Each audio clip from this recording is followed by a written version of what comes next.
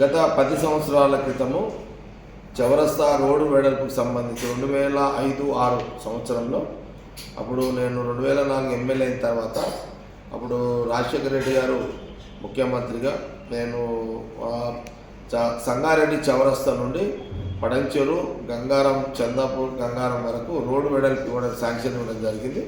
అప్పుడు సంగారెడ్డి పడంచెరు అంతా కూడా నేనే ఈ పెద్ద నియోజకవర్గానికి ఎమ్మెల్యేగా ఉంటుంది. అప్పుడు రాజశేఖర రెడ్డి గారు దాదాపు 1000 కోట్ల మంజూరు ఇవ్వడం జరిగింది 4 లైన్ కోసము.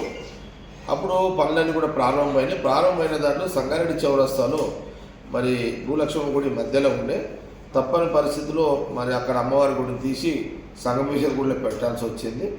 కాబట్టి అప్పుడు ఇక్కడ నుంచి తీసిన ఆ చిన్న గుడి అమ్మవారిది ఇంకా సంగమేశ్వర గుడి దగ్గరనే అక్కడ పెట్టడం జరిగింది విగ్రహాలు కూడా అమ్మవారి భూలక్ష్మం. కాబట్టి ఇప్పుడు ఆ 2005లో 2006లో ఏదైతే చౌరస్తాకు తీయడం జరిగిందో మళ్ళీ ఆ భూలక్ష్మమ్మ విగ్రహాలు అవి చిన్న గుడిని అక్కడ చౌరస్తాలో ఏర్పాటు చేయించాలనే ఒక ఆలోచన అప్పటి నుంచి ఉంది. ఇప్పుడు ఆ టైం వచ్చింది. అయితే ఇప్పుడు కూడా మళ్ళీ ఇంకా రోడ్డు వెడల్పు అవుతుంది. అక్కడ ఈ మధ్యకాలంలో చెరుకు బండ్లు కానీ లేకపోతే పాన్ డబ్బాలు కానీ లేకపోతే పండ్లు అమ్ముకునే బండ్లు కానీ ఇట్లా ఎన్నైతే బండ్లు గిన్నె అవన్నీ ఏవైతే అక్కడి నుంచి తీయాల్సి వచ్చిందో రోడ్డు వెడల్పులో అవి కూడా ఆ లిస్టు కూడా ఎవరెవరైతే చౌరస్తాలో రోడ్డు వెడల్పులో బండ్లు పోతున్నాయి, పాన్ షాపులు పోయినాయి, లేకపోతే ఫ్రూట్ బండ్లు తీయాల్సి వచ్చింది పోయిందో వాళ్ళందరూ కూడా నేను ఒక వీడియో రిలీజ్ చేస్తున్నాను. తక్షణమే వీడియో చూసిన వాళ్ళందరూ కూడా ఆ చౌరస్తా ప్రాంతంలో ఎవరైతే పోయినాయో వాళ్ళందరూ కూడా తోపాజీ అనంత్ కిషన్కి, కూన సంతుకు చైర్మన్కి, వైస్ చైర్మన్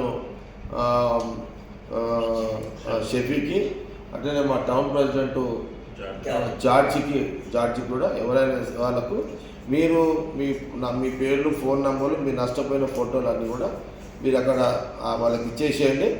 ఇప్పుడు ఈ రోడ్డు వెడల్పు పనులన్నీ అయిపోగానే ఆ భూలక్ష్మమ్మ గుడిని అట్లాగే అక్కడ డబ్బలు పాన్ డబ్బలు ఫ్రూట్ బండ్లు చెరుకు బండ్లు ఇంకే బండ్లు చిన్న చిన్న బండ్లు దుకాణాలు ఎవరైతే రోడ్డు మీద పెట్టుకొని జీవిస్తారో వాళ్ళందరికీ మళ్ళీ అక్కడనే పనులను పూర్తయినాక అదే జాగాలో కొంత జాగాను కేటాయించి కొంత మీ అందరికి మళ్ళీ జీవనోపాధి వచ్చే విధంగా తప్పకుండా చేయిస్తానన్నమాట ఒక వీడియో రిలీజ్ చేస్తాను. దీన్ని అందరూ కూడా గమనించండి.